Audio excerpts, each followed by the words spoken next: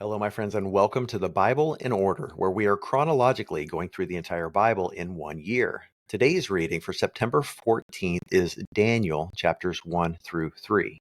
Daniel was one of the captives from Jerusalem. He's taken captive. He's sent off into the land of confusion. Babylon means confusion. Under the king Nebuchadnezzar, whose name means Nebo or Nabu.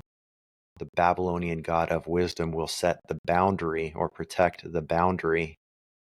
And so this king, whose name gives honor to a pagan god of wisdom, is shown to be exalted by the true God of the universe and yet humbled.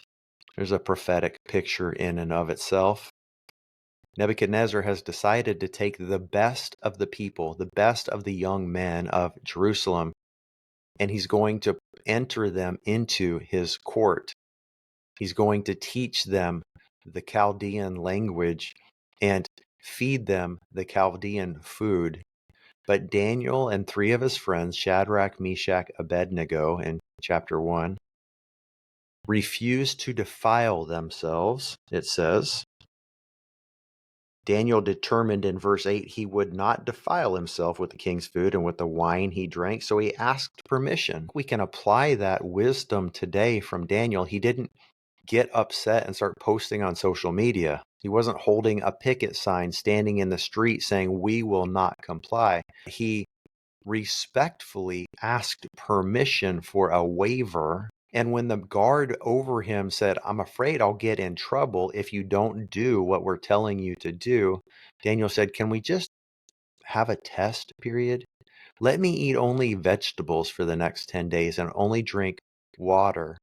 And after 10 days, if our appearance is not better, if our health is not better than everybody else, we'll revisit the topic then. But can't we at least try it?" And God gave him favor. God blessed him because of his diplomacy.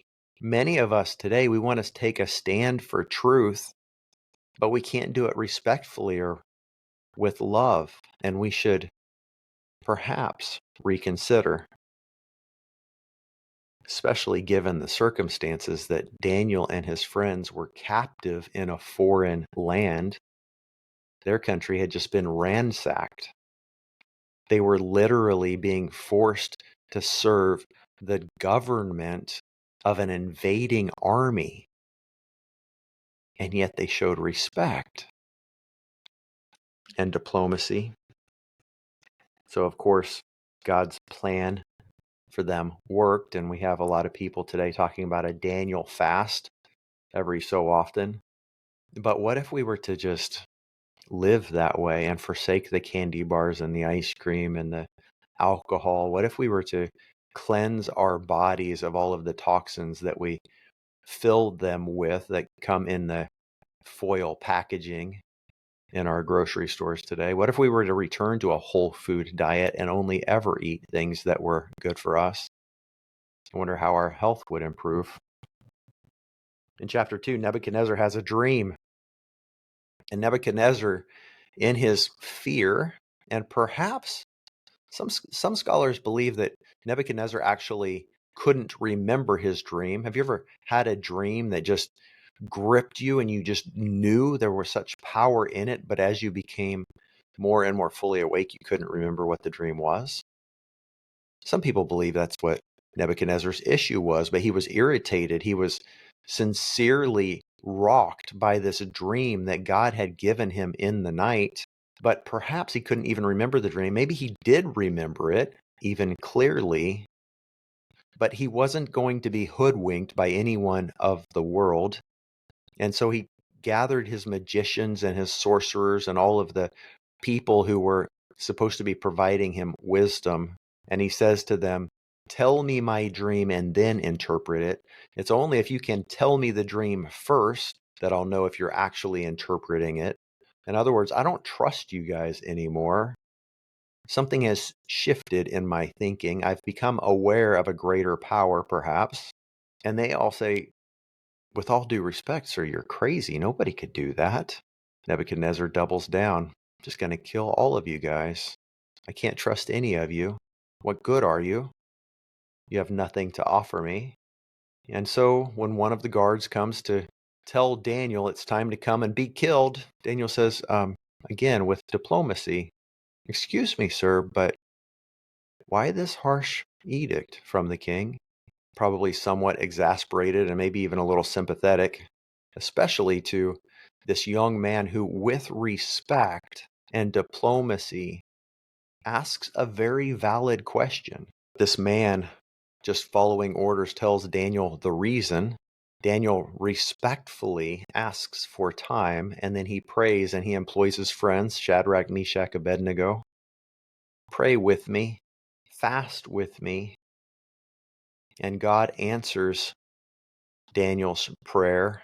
And Daniel is able to go to Nebuchadnezzar and describe the dream and the interpretation. And the dream was of a statue with a gold head, silver shoulders and chest, bronze midsection and thighs with iron legs, and the feet mixed with iron and clay. And this will become a recurring theme throughout the book of Daniel. There are a series of different visions, and they mean the same thing. It's with incredible accuracy that Daniel predicts the future kingdoms of the world, going 500 plus years into the future, and even describing what's taking place today from a geopolitical standpoint. It's so reliable and accurate that people who don't believe the Bible, who want to disprove the Bible, people who have an agenda against Christianity would say there's no way this could have been accurate. It must have been written sometime around the time of Jesus, because it predicts not only the Babylonian kingdom's demise, the rise of the Medo-Persian Empire, the rise of the Greek Empire after that, the rise of the Roman Empire after that. And some would say that the Roman Empire is still in effect today, changed forms, and it is dominating the entire world. But we'll get into that more when we get to chapters 8 and 10. Of course, Nebuchadnezzar recognizes that Daniel has received from the Most High God an interpretation, so he elevates Daniel. And so Daniel, this young man, this captive in a foreign land, in the land of confusion, under the leadership and headship of the king of the Babylonian god of wisdom, is placed in a position of significant leadership, and he's blessed and he's protected, while the majority of the people of God have been slaughtered and enslaved. Daniel is elevated because of his wisdom. Wisdom is thinking the way God thinks. It's the proper application of knowledge and evaluating the facts well enough that you know the right way. We should all be praying for wisdom like the wisdom of Daniel. And then in chapter 3, Nebuchadnezzar builds a 90-foot tall statue, a gold statue, and he commands everyone to bow down and worship it. It says, "People of every nation and language, you are commanded to fall face down and worship the gold statue that King Nebuchadnezzar has set up." And so the people of every nation and language fell down, everyone in Babylon, every people group represented, they all bowed down in worship to this statue. They were in this world system, this state of confusion, quite literally, and they submitted themselves to it, the exception of a few, like Daniel and Shadrach and Meshach and Abednego, say, "We will not comply." And friends, it makes me think about in 2023 in the United States of America, how is the world system telling us that we need to comply? Where everyone around us seemingly is complying with whatever it is, with worshiping the statue. Maybe it's money, maybe it's education, Maybe the world system is putting pressure on you or on your children to go off to the university system and get 4-year degrees or 8 or 10-year degrees. Maybe it's medicine. Vaccinate your children. Get the COVID jab, whatever it is. Friends, we have to be people who are willing to do only what God is telling us to do. Paul writes in Romans, whatever does not come from faith is sin. We should not be a people who just go along with the world system because that's what everybody else is doing. We cannot be a people who compromise. Some of the people in verse 8 came forward and maliciously accused the Jews, and they went to King Nebuchadnezzar and said, "These people are not bowing down and worshiping as you have said." And Nebuchadnezzar became furious. There comes a time when diplomacy will no longer work, when we are given an ultimatum: worship the beast or die. We choose death, even certain death.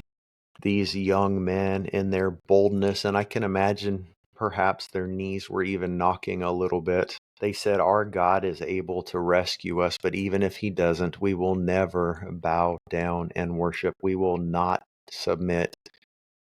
We will treat you with respect as long as you let us. We will treat you with diplomacy as long as you let us. We will go along with the program as long as we can in good conscience." But there comes a time where you're asking us to trust you or trust God. You're asking us to worship you or to worship God. And our God is a jealous God, and he is an all-consuming fire, and he will not allow us to compromise in this regard. We have to choose our allegiance and who we are going to bow down to, who we are going to quite literally trust to protect us. We have to choose. Is it going to be the world system? Is it going to be the gold statue? Is it going to be the vaccine? Is it going to be the medical system or our education or our job? Many of you have been called to move and go into a different land. This world is saying, you can't move. You don't have a job in that new location. Where are you going to live? How are you going to provide? But at the end of the day, God is saying, move. I'm calling you to move. So you just have to do it. And of course, you know the story. Shadrach, Meshach, Abednego are thrown into the fire, but God meets them there. Whether it's a pre-incarnate Jesus, an angel. Word angel really means messenger. So when you see the word angel in the Bible, it usually literally means messenger, a messenger of God who is a representative of God, goes and meets them, but they're unharmed. The fire is so hot that the guards who are trying to throw them into the fire are consumed by it.